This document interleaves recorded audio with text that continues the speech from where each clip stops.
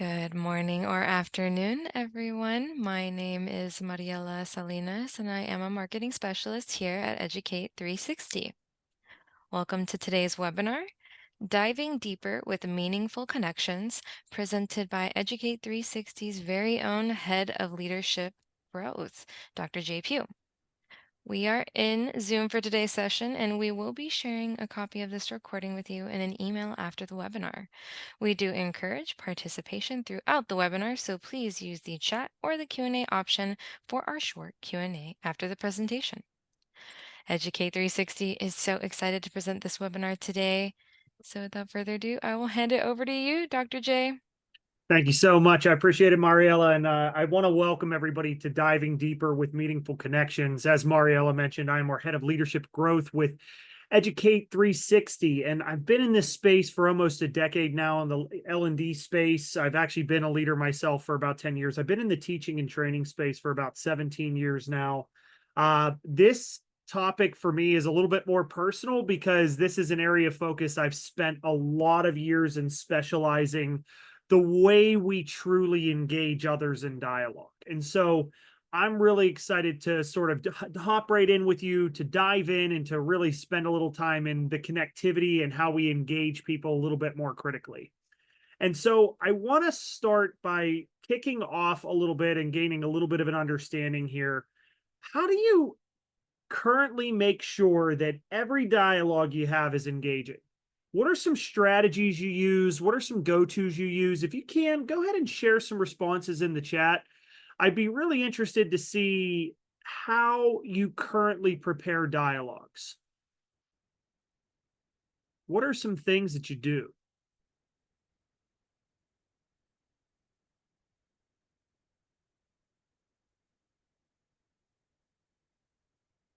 Give everybody a few moments to type their responses. How do you make sure every dialogue you have is engaging?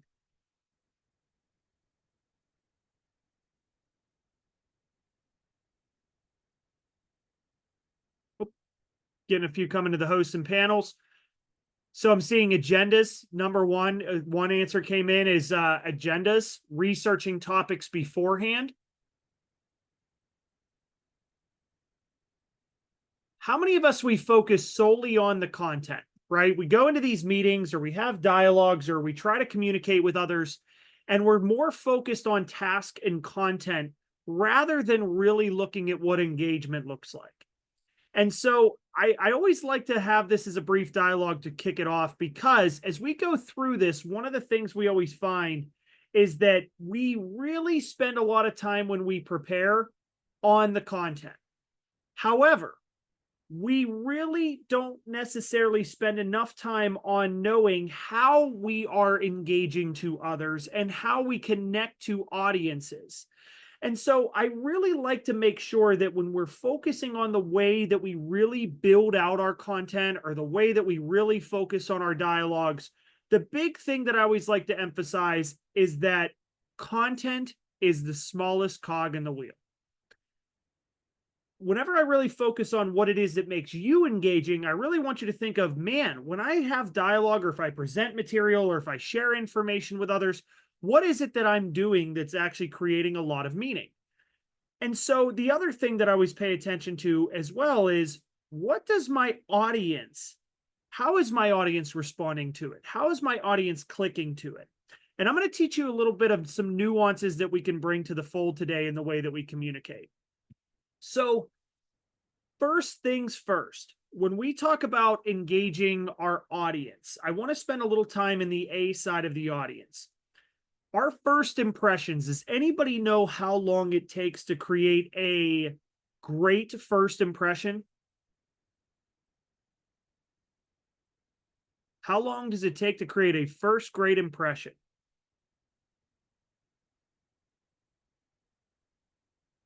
I'm seeing 15 seconds. Good guess. Yeah, almost right in the pocket. It is about 7 seconds. 7 seconds, and you have 23 seconds to change their mind, meaning that after the first 30 seconds, what has already happened is your audience or the people you're speaking with have already created a construct of what they think about you as a credible source.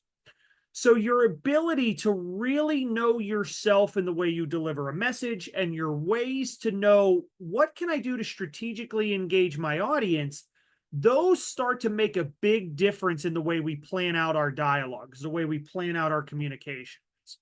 So I want to share from a content perspective now, when we talk about researching topics, I saw agendas.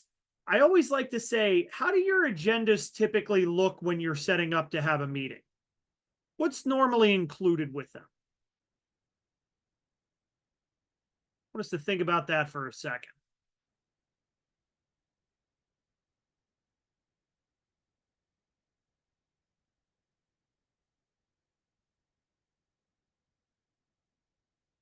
What gets included with our agendas? How many of you are like, I'd love to see a good agenda in my dialogues and meetings? There we go. And so I bring this up because it's always, and there's a few hand raises there. It's always nice to see that. And the reason why I bring this up is because sometimes when we're having dialogues, we leave something out. We leave something out in our communication. And when that happens, people have a tendency to multitask or they have a tendency to disassociate. And so when we bring this up, I always really try to focus in that any dialogue I have has to have 4 components. Now, if you've taken any sort of MBTI assessment or a DISC assessment, insights, whatever assessments you've taken, they all fall into sort of these quadrant focused approaches. And why I bring this up is because there's typically a craving of information we look for. The first piece of this is the substance. It's the meat. And what I mean by the meat of it is this is for the people that really want the straight up facts, evidence. They want numbers. They want charts. They want things that are concrete, visible. They constantly are looking to see how the question what gets answered. What do I need to know? What evidence supports this? What data backs this up? It is a very much a what-driven person. How many of you would say that you are definitely a data-driven human being? How many of you would say you're definitely data-driven? Seeing a few hands go up. If you want to type in the chat, you can just type a simple me. That works too. How many of you would say you're definitely data-driven? Excellent. Wonderful. I bring this up because you all are like the great rapper Lil Jon. Because what we do is we turn down for what? We want to know what information comes into play. And don't worry, there's plenty more bad dad jokes where that comes from. So in this case, we want to make sure that we are providing substance, some sort of numbers, facts, data in our ability, in what we're providing. Now, I saw that out of the participants that raised their hand, really only about 20% of you raised your hand and said, yeah, that's me. That's where I sit. Think about some other things we crave in the information as we gather that gets us to gravitate to the material. The second piece of this, some people do not live in the Lil Jon space. Where they live is much more in the Backstreet Boys space. Anybody know why? Because you got to tell me why. If you can't tell me why, I will tell you right now that they will leave. And so you got to tell them why. You got to tell them the greater elaboration. You have to give them much more synthesis on the information. They need to know when they are going through this information. This is why we focus on things like goals, objectives. We focus on things like what the real mission is or the vision. If we're not providing that, the big question that comes into their mind now becomes, why am I here? Why am I even here? So in this case, I really try to focus intention on saying, okay, we have substance, we have our facts, numbers, charts, data, and now we've shifted some approaches to make sure that we're also including the larger goal, the larger objective, mission, vision, something that gets us looking towards something. Now, how many of you are like, still haven't hit me yet, Dr. J, still have not hit me? Those two things are all right, but that's not what does it for me.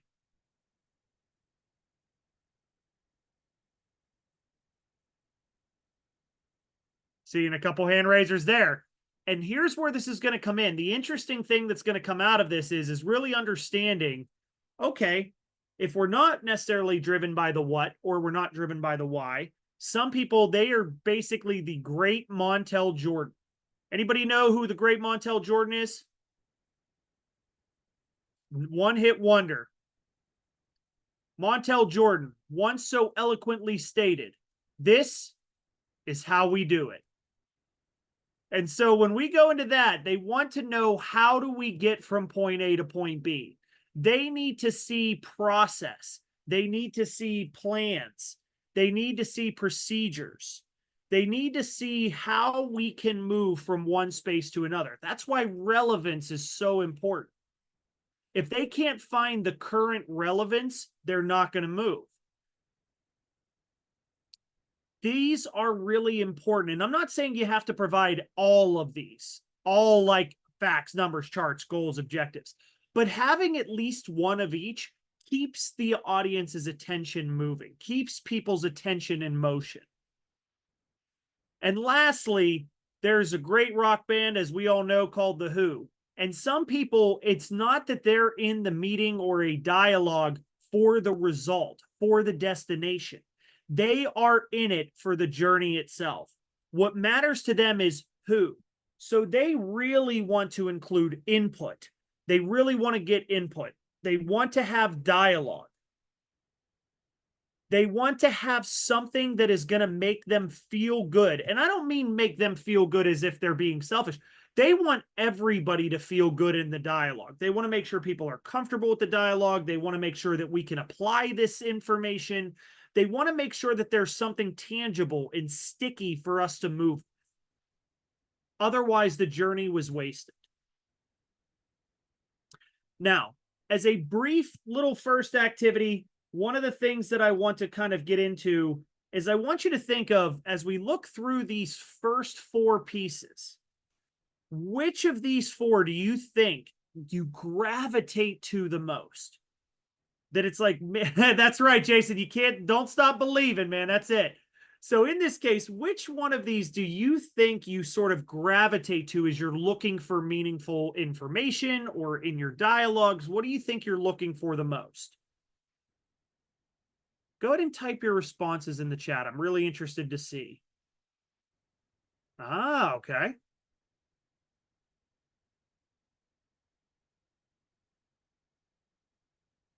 Give everybody another 30 seconds. Where do you think you fall when you're craving? Good. Excellent. Very good. What I love about this is I have a really good mixture. I have whys, I have whats, I have who even. I want the why, then the how. I love that, Karen. I like that Derek says, look, I want the what, and then I want the fidelity behind the who. Perfect. This is what we're looking for as human beings, folks. We crave this information in our dialogues. And if not, we either A, get bored, we B, disengage, or C, we start to multitask. And if we spend a little bit more time in our preparation, making sure that we've covered all of our bases, then all of a sudden we really start to know that we have everybody's attention. I do this because I, for years, have been a what person. And then what I realized in the past was that, boy, the boredom was real. Great. These are great facts, great numbers. Why does this even matter? And I would start getting those questions years and years and years ago. And then I started realizing, wow, there's different pieces of information we all look for. And the reason why is because it's generated in our thinking styles. It's generated in our thinking styles, meaning that when we talk about any sort of quadrant sort of focus, or really any sort of assessment we've ever taken, there's sort of these archetypes. And I don't want us to say that we're living in a box per se, but I want us to think of these as sort of archetypes that we have. Number one is sort of the analytical archetype.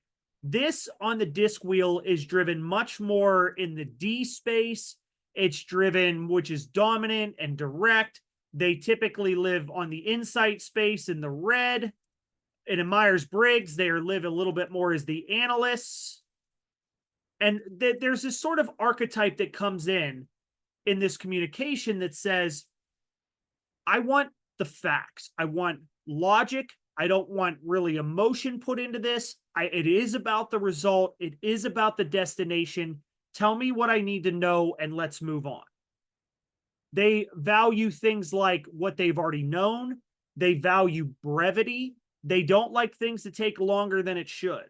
And so that's why when you really hit them with the substance, they feel like they can concretely move with it. That's why substance is so important in this space.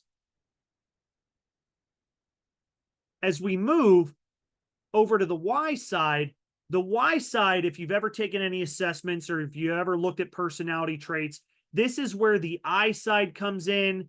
This is where the yellow group is in the insights assessment. This is typically where your explorers are. If you've ever done an MBTI, which is Myers-Briggs, they are very much the creatives. They want to see what's out there. They want to know what's out there. They don't like to be stifled with a lack of ideas. They really will play the game. And for Omar's and for the Litas and getting to know this a little bit, Karen's, how many of you like to play the game what if? What if we try X? What if we do Z? What if we give this a shot? For my Y people, how many of you can possibly relate to that?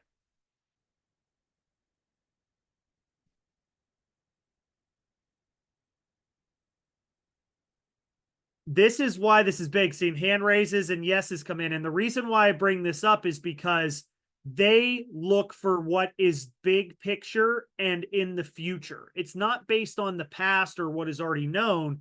It's based on where we can go, where we can go.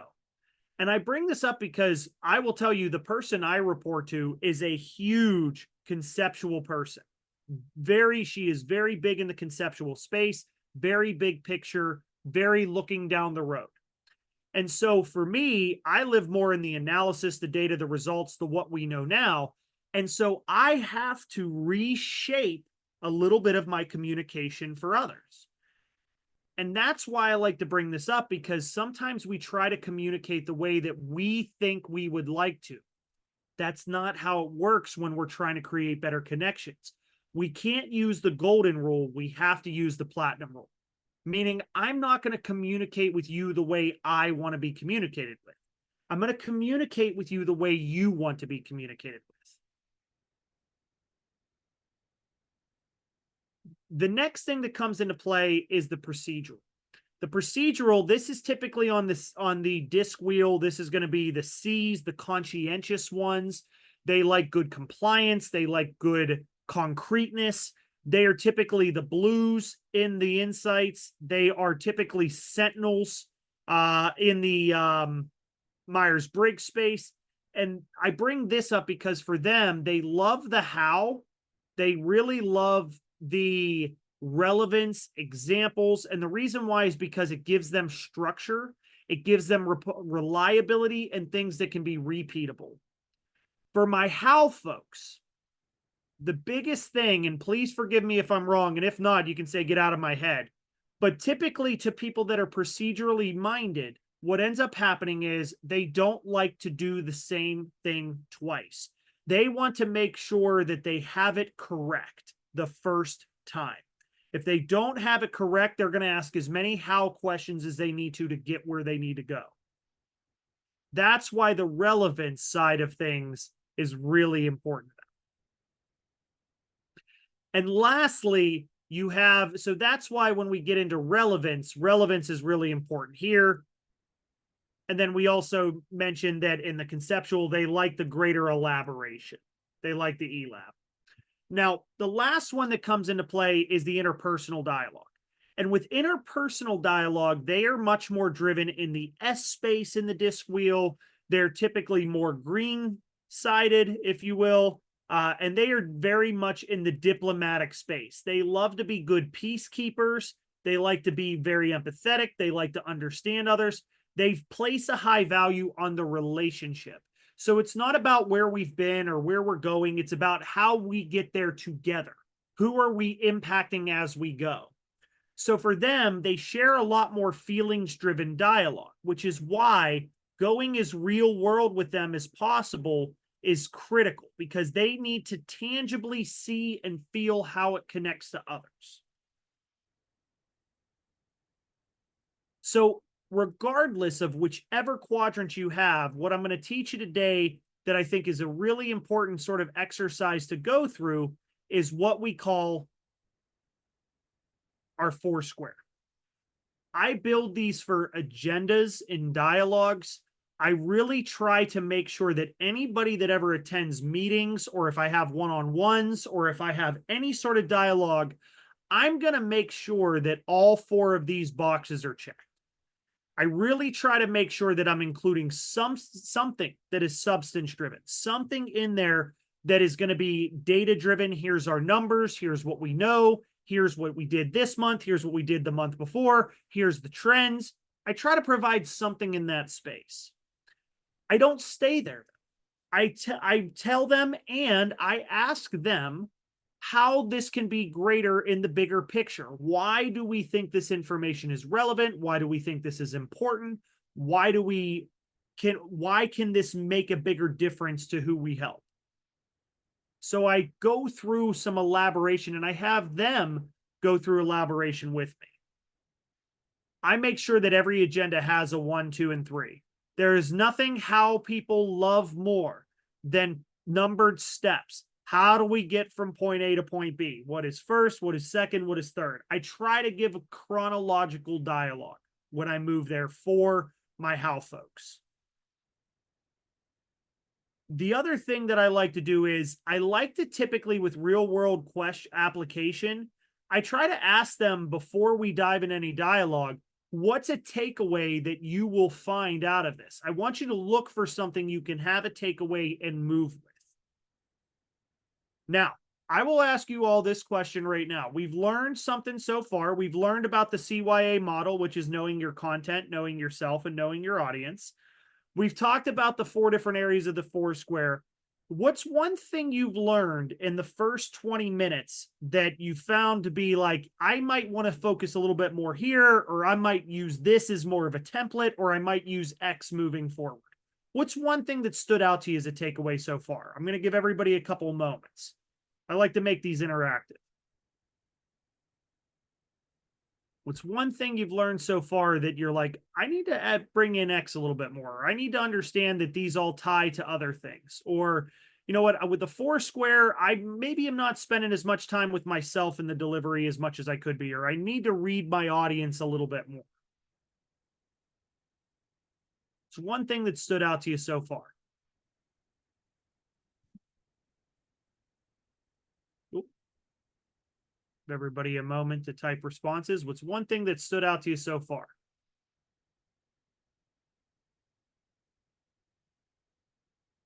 I love this. Focusing more on the audience component, right? Really breaking down those archetypes a little bit more. I really love that. Others. We're going to dive into that next, Omar. I really like this. Omar mentions reading the room, being able to read the room in real time. Yeah, Karen, I really like that. Really understanding the audience. And it's not just understanding the audience's needs, it's really understanding what their communication types are, what their approaches are. Those are all very important factors that we dive into. And Stacy, I like that you mentioned, I really like the Foursquare to ensure I'm focusing on what others need and not just what my own preferences are. That to me is one of the most critical factors because as this breaks down, if you leave any of these out, you're going to miss a part of your audience. Really like this so far. Now, as we continue to move through this, and Christine said exactly what Stacy said. I love it. Excellent. So let's talk for a minute and shift gears into a little bit of virtual meetings for a minute. How do you get engagement in virtual dialogues? How do you feel about virtual dialogues? I always like to ask that question. And this is an opportunity to be honest. This is an opportunity to lay it straight. How do you feel about virtual meetings? How do you really ensure that you're not just getting basic compliance in those virtual meetings?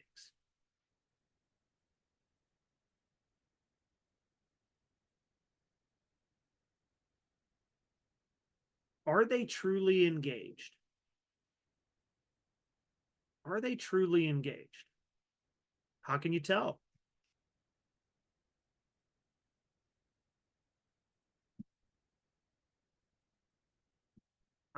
Okay. So body language, Derek, I would agree with entirely. There is a component of body language, and I really like the fact that you mentioned feedback as well. You get some sort of instantaneous feedback. Absolutely. Responses. I like that, Adriana. Yeah. Yeah, they'll start turning on they'll turn on cameras. They will actually show themselves a little bit more.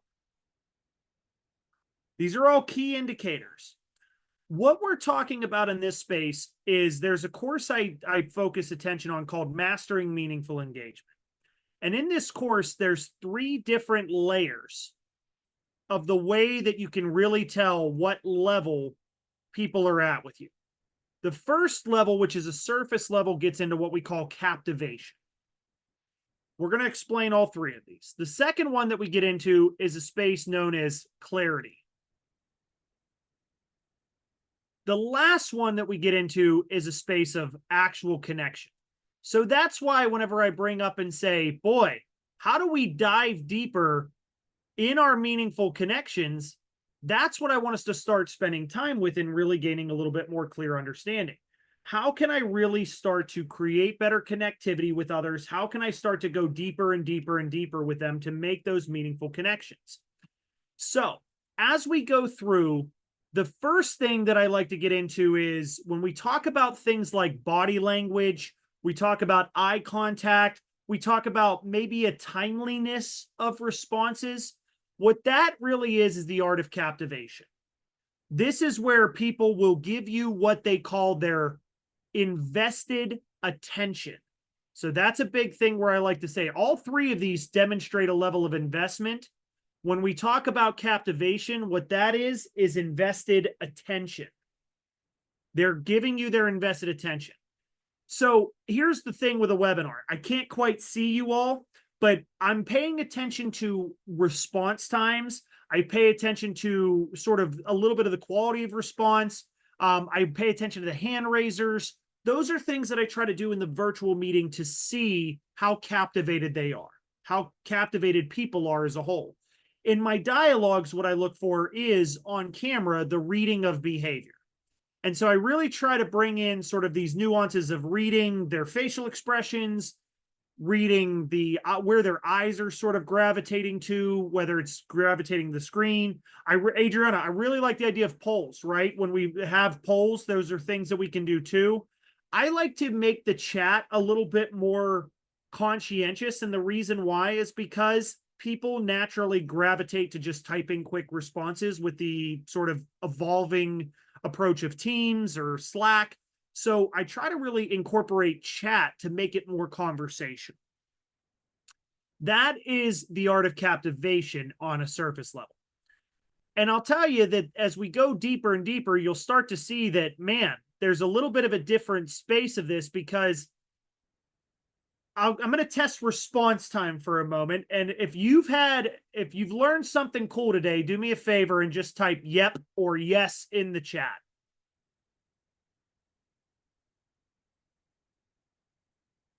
Now, look, wow. Okay, awesome. Now, did we notice the response time on this? What's really cool about this is there, Derek, darn it, Derek, you got me. Now, I will say this, there in this course, we really do teach a lot of like psychological nuances. And so if you use any of this for manipulation, I will tell you, you will bury your reputation. Your goal is not to use this for any sort of evil approaches or to gain leverage over another person. Your goal is to use this to really read the room, as Omar was saying. And so it was a really good response, time, rate, quick typing. It was a quick, so that captivation lets me know that we have invested attention. Now, how many of you have ever been in a meeting and you think you're all on the same page and you have these dialogues, and then what ends up happening is you go, okay, we're all in agreement, we're all good, great. And then you leave. And then the next thing that happens is 14 people reach out to you afterward and ask you questions after the meeting. To me, that makes my neck warm. It just really just hits me so hard in this case, right? It's because at that point, what has happened is you might have had their invested attention, but what you didn't have is their invested value. They didn't see overarching value in what was being provided. If they did, they would be able to align with something of importance. And one question that I asked earlier in this webinar that I really liked was, if there was one thing you've learned so far that you found value in, what would that be? And there was about 7 responses here. So what has happened so far is, if I have an amount of participants, what I've learned is, great, in a 1-hour webinar, I might have invested attention and I have some invested value from others. So I use this information to read that if there's something really meaningful sticking out to you, I really try to help to seek clarity. And I don't just seek clarity of, does this make sense? I try to seek clarity of, what is it specifically that is resonating with you? That's where clarity comes into play. Clarity is not just depth. Clarity is alignment. I can't tell you how many times I've sat in a meeting to where somebody says, does this all make sense, everybody? Yep. Are we going to get started with it? Nope. I have 16 more questions. Makes sense, but I'm not aligned to it yet. And that's a huge difference sometimes in our dialogue, is that we think we're seeking clarity, but we're not, because we're not focusing on alignment. And that's really where a deeper engagement comes into play, is when we are aligned. Now, the deepest, which does not get achieved overnight, folks, but it really happens over replicable time as we build trust with others, as we connect and we go deeper with people. This is where invested loyalty comes into play. How many of you know somebody that you work with that it doesn't even matter what it is they're asking you or what they're maybe telling you, you fully trust them to the point where you're like, I'll do it because it's you? How many of you have that person? Very good. I bring this up because connection is ultimately, that's perfect, Karen. I like that. There normally are. There's a few in the organization where you're like, I don't care what the request is. Because you've asked me, I'm going to be willing to listen. And I like that. I really, really like that. Christina, you mentioned, I may go out half the plank, then reevaluate, which is fair. But at least you have enough trust with that person or with those people that you're like, I'm willing to take the leap of faith to start. That's where connection comes into play, because it transcends the content. It gets to where we're truly talking about engagement on a human to human level. That's why it's the deepest. And Eugenia, I love that you mentioned, like, no, there isn't somebody yet that I've had that with. And I bring this up because ultimately, as a leader or as somebody that I am trying to create greater meaning with others, that is a huge ultimate goal that I try to strive for is, am I seeking that deeper connection? Am I going a little bit further to transcend what we do and to get into how we are? And that, to me, is a huge critical facet in leadership as we go through. So I bring this up because ultimately, as we work our way down, the goal is the deeper we go, the more that people are truly engaged with us. The more that they're willing to dive into the trenches with us, the more that they're willing to commit, not just comply.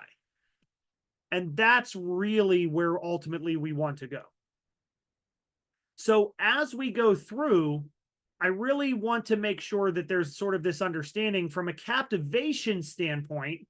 One of the things that I always like to do to at least get the ball rolling is I really focus on what was said earlier from a perspective of Derek and Adriana. I really love what you said earlier, is getting to this space of the body language, our tone, and some things that I really try to spend some time on with this is I like to really get to know what it is that is reading people's behavior. So I'm going to teach you a couple little tricks in the virtual space that to where it can help pick up some nuances.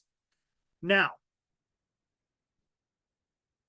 just by a show of hands or a raised hand icon, how many of you have enjoyed today's session? Like, I'd say we probably have about 10 more minutes of content. We can get to questions. How many of you have enjoyed today's session so far? Okay. Now, I'm not asking that question. There's going to be a follow-up question behind it. Ready? How many of us truly think it is because of the content itself? Is it because of the content itself?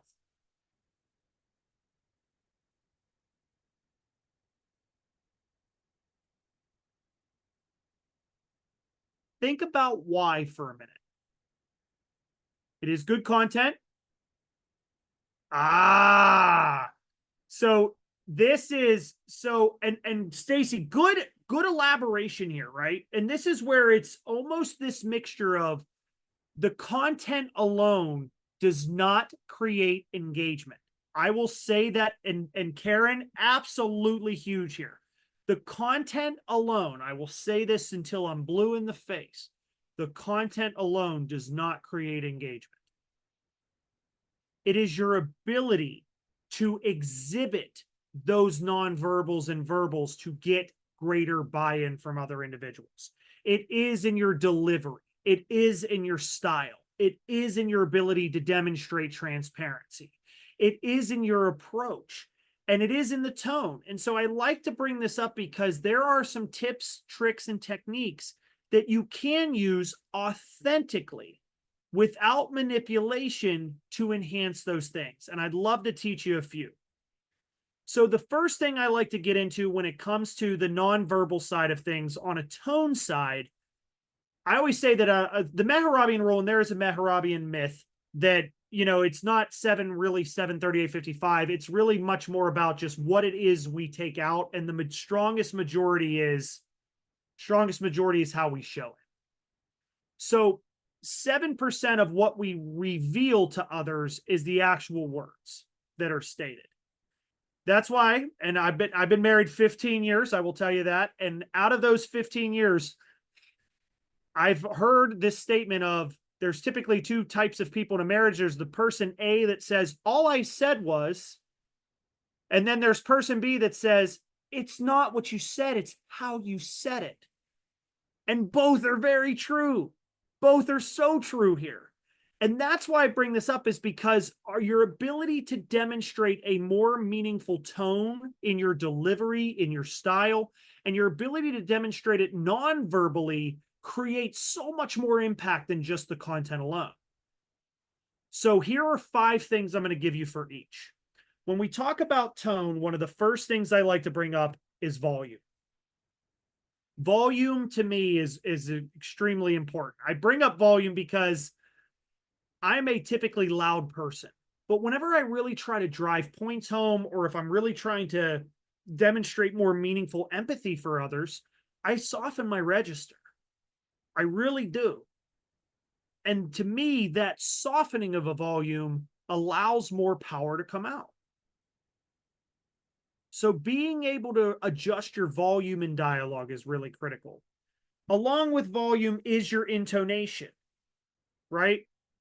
That's why I said that if I delivered the content like this for the next 20 minutes, all of you would be on board, right? Because the content is the content, right? Bueller, right? There's a reason why Ben Stein is so famous, because he just had the same intonation over and over again. But for the world's majority, we need to adjust and vary our intonation.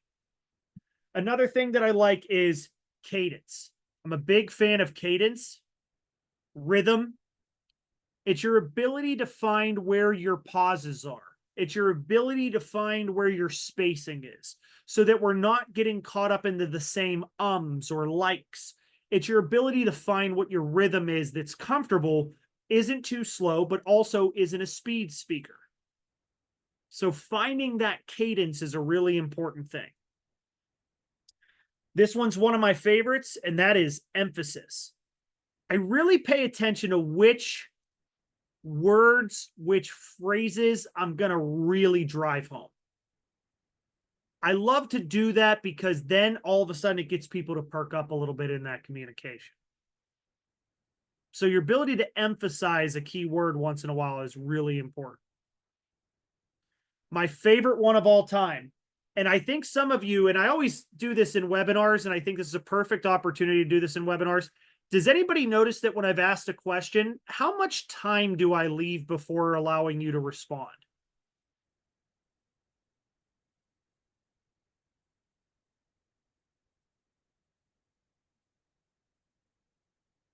Not quite. It feels, Stacy. It feel it feels that long, Stacy. It does. It is, Lita. I follow the 10-second rule. That's, and Derek. Yep, I follow the 10-second rule. But the reason why I love to do that is because it feels long enough to where it's going to elicit response, especially in a virtual environment. So a key takeaway I want you to have with you is if you ask a question, leave it out into the ether until somebody says something. Do not fill the gap. You would be surprised. You'll get one of three things, and all three are a win of some sort. The worst case scenario is they tell you they don't understand what the question is. Great. Then I will rephrase. That's the worst case scenario. The next sort of second case scenario in the middle is they might not have been paying attention. And if they weren't paying attention, they might say, can you rephrase the question? Or they might just be blunt honest and say, hey, sorry, I got caught in this. Can you restate that for me? Sure can, no problem. The best case scenario is they're going to ask you questions back, or they're going to elicit greater response. And the more introverted folks are taking that time to process. So you've got to give them the room to do so. So exercise silence, especially whenever you're asking questions. Now, for the non-verbal side of things, there's 5 more things I like to do. Now, whenever I share these, I have to emphasize that I'm going to give you both sort of the face-to-face and the virtual here. So the first one that comes into play I saw was eye contact. And eye contact's really important, but when you're virtual, where do you stare? Where do you stare? Well, this is where I call this, I really pay attention to what is called positioning. And what I mean by positioning is that you all, where the chat is, where the participants panel is, where the camera is, you are all on this screen. You're all on this screen right now. So any dialogue I have, I actually center where my participants are under the camera, and my content goes off to the side. And I do this because I know my content, so I don't need to spend time teaching or talking or communicating from here. It's hard to do that when you all are here. So positioning is a huge, huge skill to bring in. Be aware of where you're positioning your people. The second piece, and this one needs none whatsoever, is facial expressions. Facial expressions, it doesn't matter where you are, what environment you're in, but facial expressions are really key. The one thing I like to say is don't assume the worst in facial expressions. Do not assume the worst. And I bring this up because we have a tendency to think because if maybe arms are crossed or somebody furrows their eyebrows or something like that, that they're not interested. No, they might just be really thinking something out. So whenever I use facial expressions to create better engagement, what I do is I might say, you know, Andre, I saw you thinking there for a moment. Talk to me about what's on your mind as you're going through that. And I like to do that just because I'm not calling out. I'm really calling on because there's something meaningful that could be contributed here. So that's a huge thing with anytime there's facial expressions. If you're calling on, that's one thing. Do not call out. There's a big difference between the two. The third one I like to get into is what is called gesturing. Now, gesturing is a little harder to do in the remote environment. So what I do is I make sure that my elbows rest to where my hands can fit on screen. And that way you can tell whenever I'm communicating, some people are one hand talkers, some people are two hand talkers, but I like to make sure that I am stationed up enough, high enough to where you can see me gesturing and communicating in this case. Another thing I do in the remote environment that you can also do in the face-to-face is posture. Now, I lean into every dialogue, regardless of whether I'm face-to-face or whether I'm remote, I lean into every dialogue. Whenever I ask a question, I lean back and I actually wait. And that's me also demonstrating that silence with a shift in my posture. It is really giving a true psychological underpinning, letting you know I've asked my question. I'd love to hear from you. So your ability to shift posture is a really important nonverbal cue you can send other people's way. The last one that I like to get into is what's called proximity if you're face to face. What this is also known as in the remote environment is what is called stationing. Stationing, I'm going to go to the next slide on this so you can see this in action. Stationing is your ability to, and I'm going to go ahead and clear these out. Stationing is your ability to really pay attention to how you are coming off on screen. I want you to think of what we call a 6-window approach. And what that 6-window approach means is I want you to imagine that you have a window where your window right now is broken into 6 pieces. Your head should fall within window 2 here. And I do this, and to be honest with you, this is why if you see the degrees aren't really for branding or credibility. That's part of it. But really what it does is I'm a very tall person. So for me, it just allows me to know that that's a line indicator that I might be getting too high on the camera so that my head isn't cutting off. So that lets me know, and it also lets me know how close and far away from the camera I am. So my head goes in station 2. My chest goes in station 5. And that way, the reason why I do that is so that you can see the shift in posture. You can see that.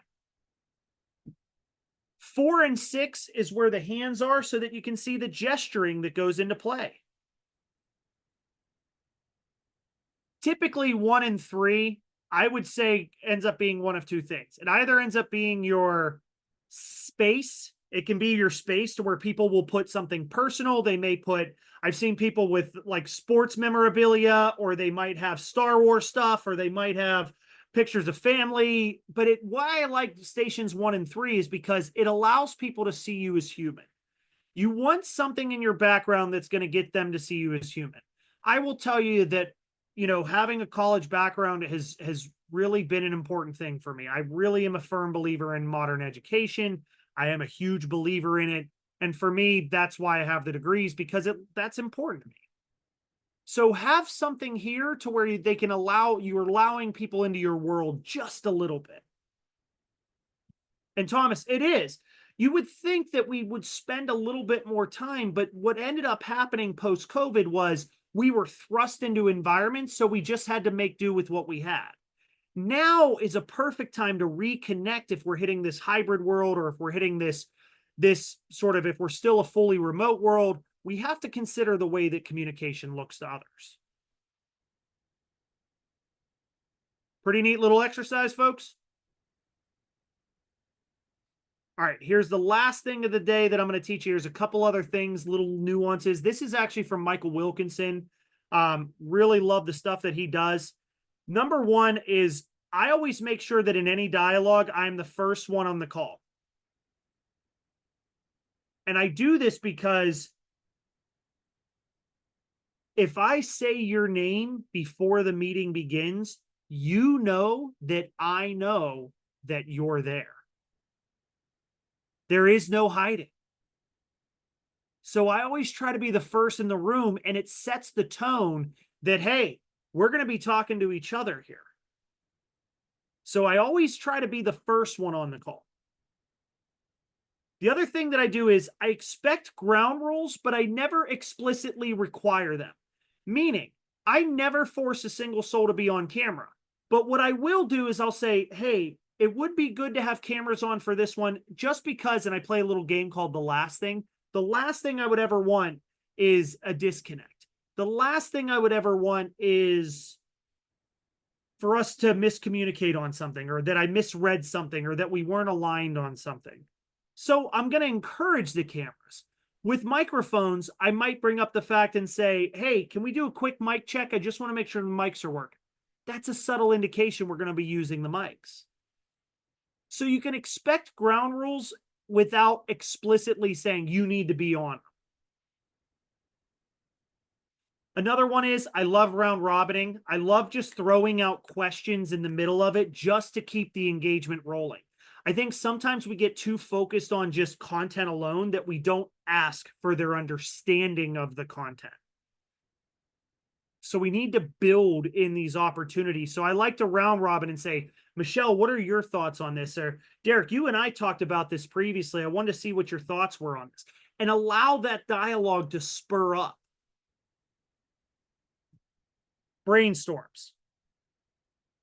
Rarely is my advice here. If you have a longer meeting, I'm okay with having a breakout built in. Other than that, I always say that the breakouts should be in the separate dialogue between the meetings. Virtual agreement.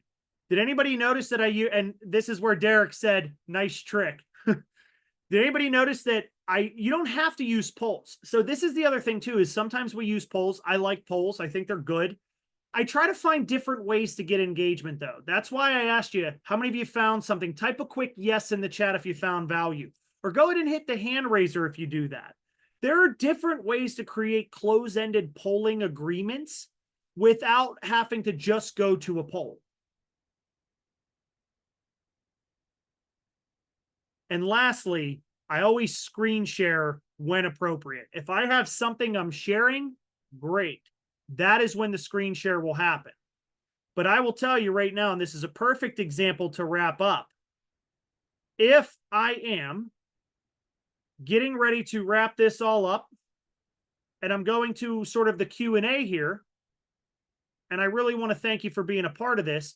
I want to open the floor up to questions. But if I'm going to do that, guess what else I'm going to do? I'm going to stop the screen share, and let's make it personal. So what questions, comments do we have? We have about 5 minutes remaining or so. Open the floor up to you.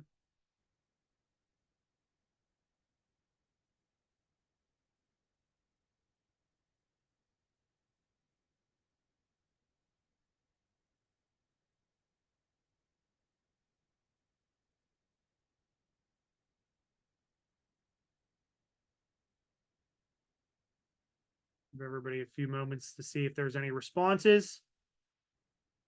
Body language. So I got a question of what body language during an interview is the person being interviewed. What I typically look for is response time. I look for the way that they think. So what typically happens, and I'll take my glasses off for this, Thomas, is whenever I'm listening to them talk, what I'm also looking for is how thoughtful are they being in their approach. That is something I look for. Are they just, oh yeah, sure, I do this and I do that and I do this? That's going to give me an indication that you'll get a good self-starter, but at the same time, are they really thinking answers through? In my field, I look for things to where they have the ability to stop and process and really think about answers coming into the play. So I look for where they're like, you know what, that is a good question. I want to think about that for a moment. Great, by all means. So I always try to pay attention to how much thought goes into a question.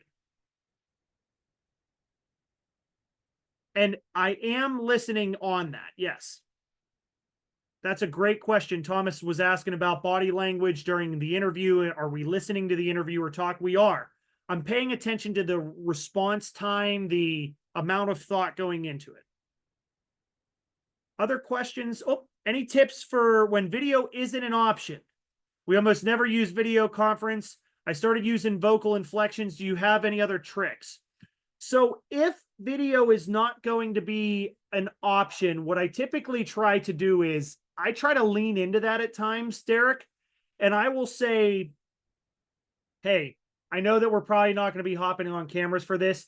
However, one thing I would like to do is I redirect them to another space. And I would say, please use this. I am going to be giving space for a response. So if you hear me go silent after a question, I want to make sure I'm giving you time to type because typing takes longer. Now, if you are on camera and you're just giving me one of these, or there's a thumbs up, or yeah, there's a head nod, that's a lot easier of an indication. I do that for a couple reasons, Derek, because it will allow people to say, do you know what? It is easier than me typing, or it is easier than that I can do that. And if they don't, then whenever I do, I'm going to acknowledge the time to type so that there's room for that space. Otherwise, people are going to think they're pressured, and then they're going to be like, that's too much to type. It's not worth it. So I try to make sure I allot the time. Yeah, good question. Andre, how do you control being nervous in some public engagement on some if it arises? This we teach in Mastering Meaningful Engagement, Andre. One thing I really teach, and this is something that I've used to be very nervous myself. So part of what we've taught in this is from the 7 C's. That's where captivation, clarity, connection come into play. One thing I've really spent time with this was I used to be nervous. I used to have the pits in my stomach. I used to have the pain, like the sickness, if you will. And so when that's happened, what I've done, if people get nervous, is I really go back to finding my acronym. And my acronym is PEAK. It reminds me that I don't have to be humorous. That's why I have cheesy dad jokes, but that's probably about as far as it'll go. What I do is I found my approaches in getting into, there's 4 things I know I can do as a human being that draws people out. And you have to ask the question of, why do people really listen to me? Not the content, but me. And this is where I brought in and said, you know what? I know I'm passionate. I know I'm truly engaging with the questions I ask. I'm authentic, and I truly am kind in the responses that when people respond back to me. So I would say really do a deeper self inventory and ask yourself the question of, why do people really listen to me?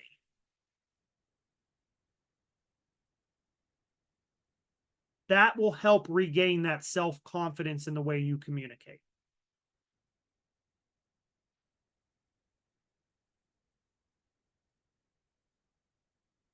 All right, folks. Well, hey, I really want to thank you all for joining.